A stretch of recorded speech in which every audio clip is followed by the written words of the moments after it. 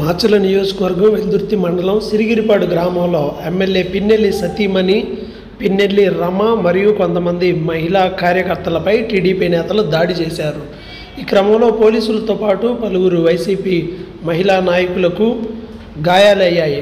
ఆ గాయాలతో అలాగే కట్టుకొని ప్రచారాన్ని యథావిధిగా కొనసాగిస్తూ ఉన్నారు. ఈ విజువల్స్లో మనం చూడవచ్చు ఎమ్మెల్యే సతీమణి పిన్నెల్లి రమ, ఆమెతో పాటు రెండచింతల మాజీ ఎంపీపీ చౌడేశ్వరి, పట్టణానికి చెందిన అనంతరామమ్మ, గట్ల అరుణకుమారి, మరికొంతమంది వైసీపీ మహిళా నేతలు ప్రచారాన్ని అలాగే కొనసాగిస్తూ ఉన్నారు.